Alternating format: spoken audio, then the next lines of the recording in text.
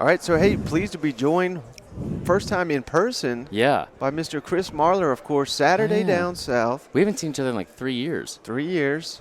Brief introduction. I thought you hated me. Well, I did, yeah, for sure. You hated me too, though.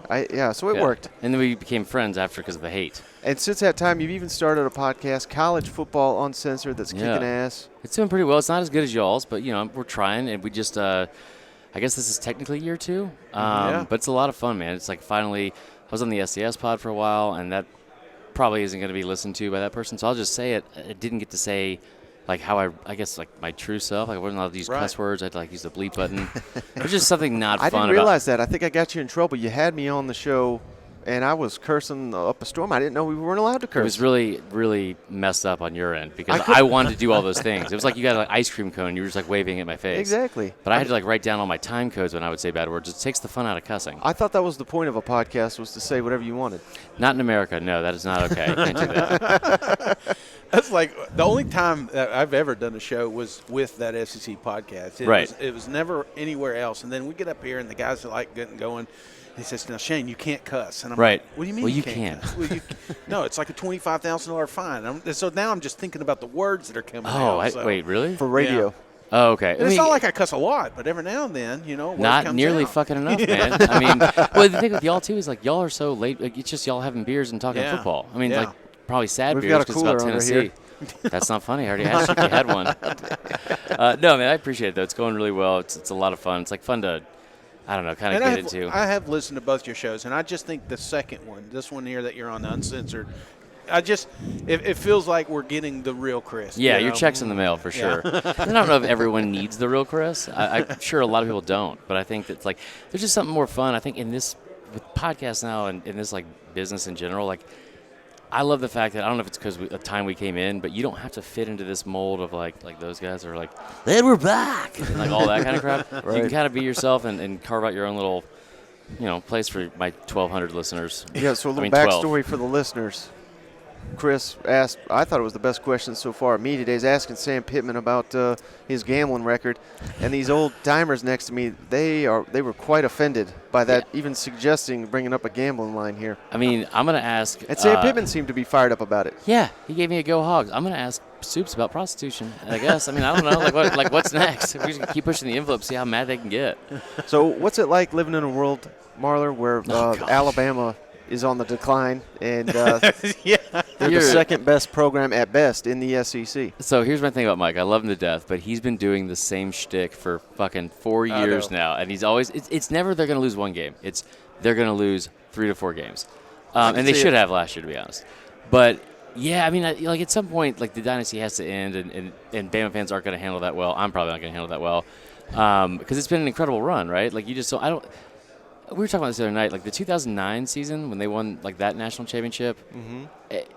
Like Saban went there in 07, then 08, and then they lose in 08 to Tebow, which I didn't think they were going to win that game. But then you win in 09, and you have this uber talented team in 2010. You go 10-3, and then the next year you finally you get backdoored into the national championship. It's hard to win a national championship, and I think that and I'm probably guilty of it too. But Kirby has done an incredible job at that program. And, like, from where it was at, we forget that Rick was like a 10-win program there. Yeah. And, I mean, you remember, you're about the same age as me. Georgia was kind of like I don't want to say Mississippi State, but they were a 7-4 team all throughout the 90s. You know what I mean? Yeah. Mm-hmm. And if you're fact-checking me, they played 11 games then, so don't start.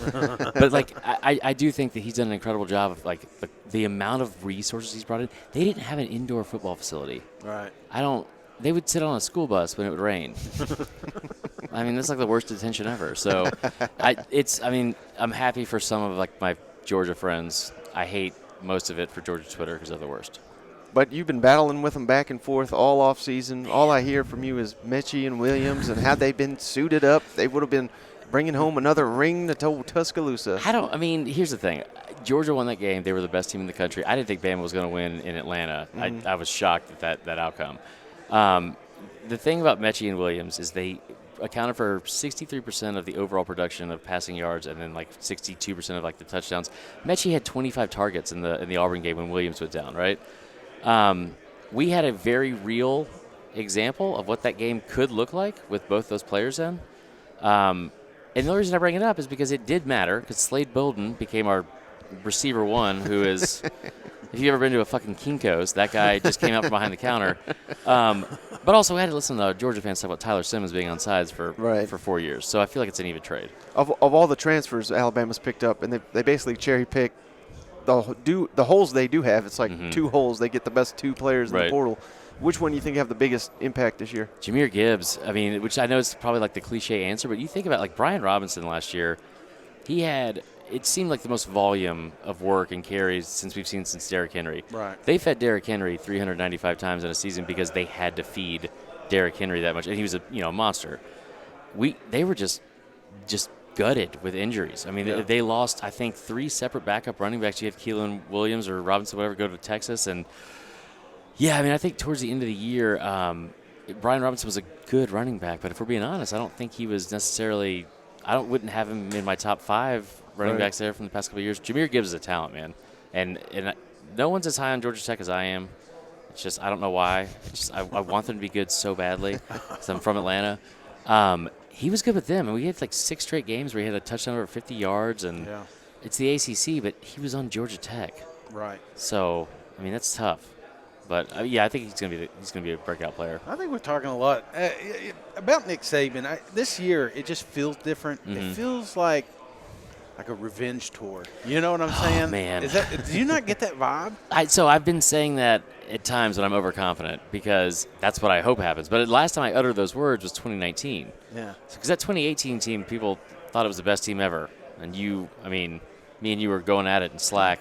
Bama was. Even Bryce gets the Heisman, doesn't give a shit. He's mad he lost the national championship. Well, that's because he shouldn't have won the Heisman either. He should have given it to his teammate. No, but I mean, I think part of that's probably dressed up a little bit for the kind of coach speak. But I don't want to say that it's automatically going to be a revenge tour. Because last time I said that, Alabama lost like 3 starting linebackers with torn ACLs immediately.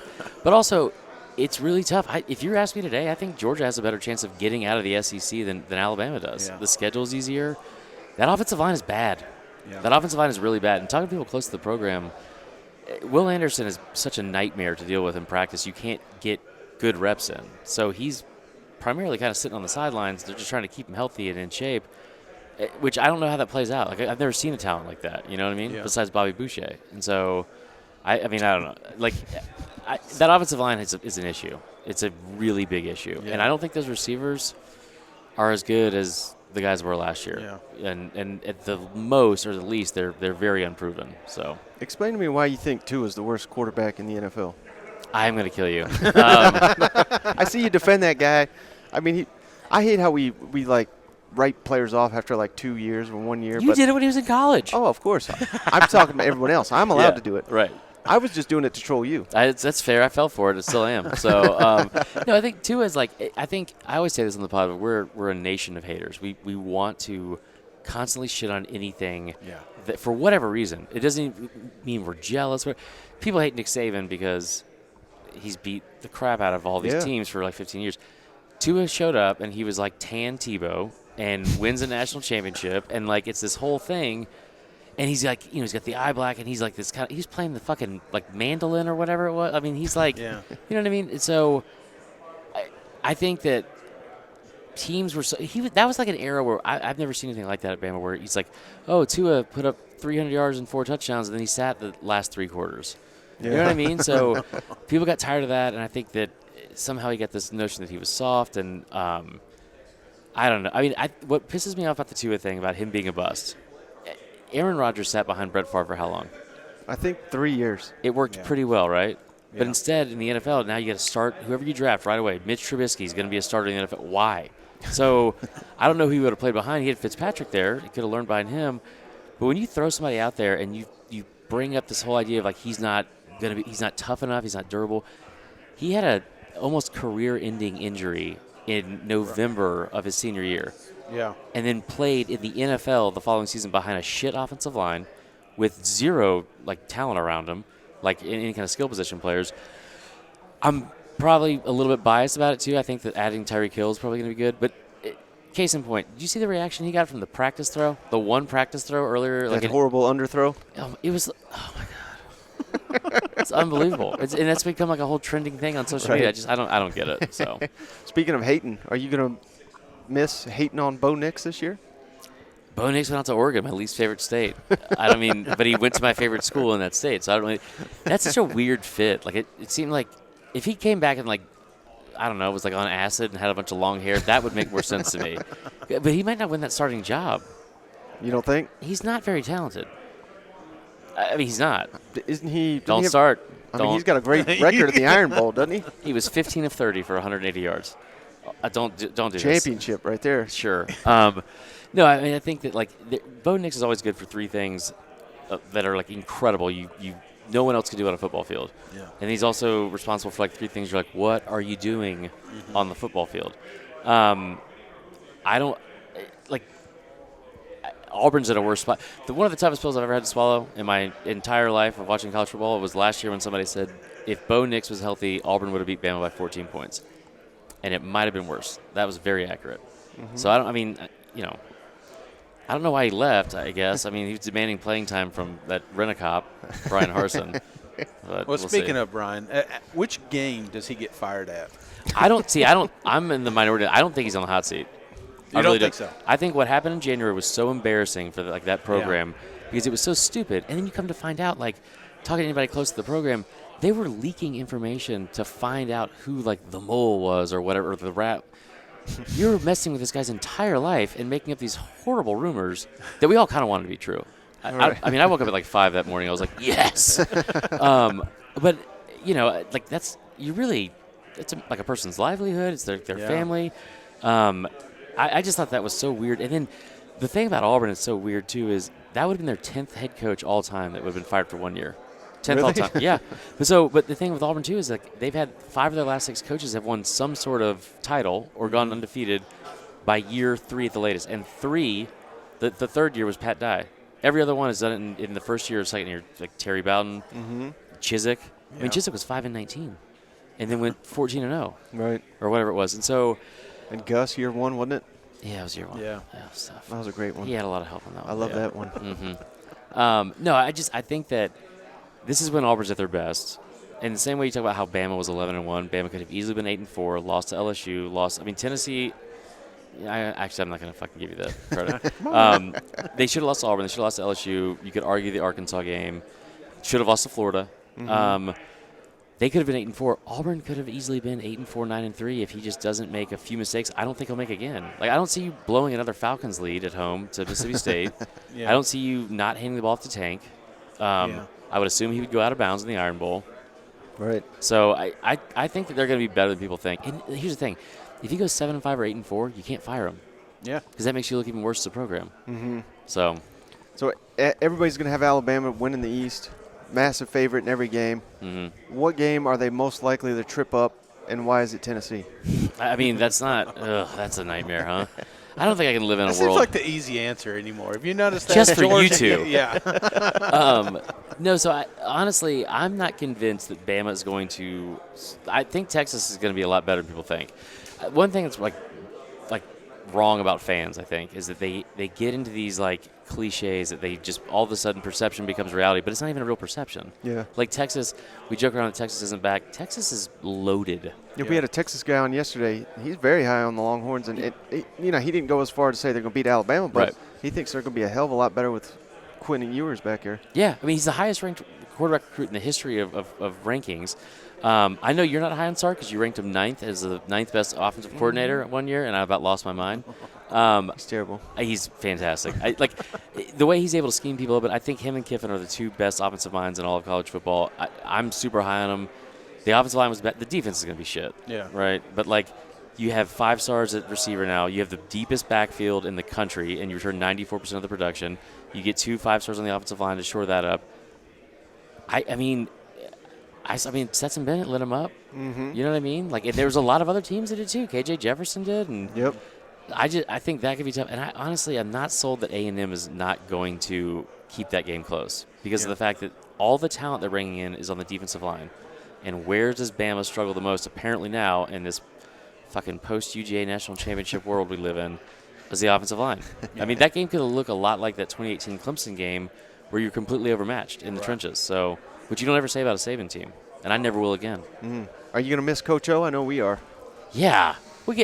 Sam Pittman is like church camp Coach O because everyone likes him. He can say all of his words, which is great. But yeah, I'm gonna miss Coach O. He is. You remember like the Bama game last year with him? You were the one that texted me about it. You were like, "Is he trying to fight the fans?" And I was like, "Oh, I'm sure that's taken out of context." And then you go back and he's like, just like to every. I mean, yeah, that was the fact that he came into his last press conference at home and they said, "So what are your plans? Moving forward?" He goes, "I'm going to go to Destin tomorrow." I was like, "Okay." So yeah, I mean, I don't know who's going to replace him. Hey man, we've taken up enough of your time. Tell our listeners where can they follow you and where to check out your work. So I am VerneFUNquist on Twitter. It's a fun follow in moderation, and then College Football Uncensored is the podcast. We have CFP_Uncensored on Instagram and Twitter. What am I missing something? My mom's Twitter is Pastor Patty Sue. She has 2 of them, so you'll have to follow both. But yeah, start your day with some inspiration and end it with some bad language and college football talk. Okay, enjoy Alabama's 9-3 season. I'm never fucking doing this show again.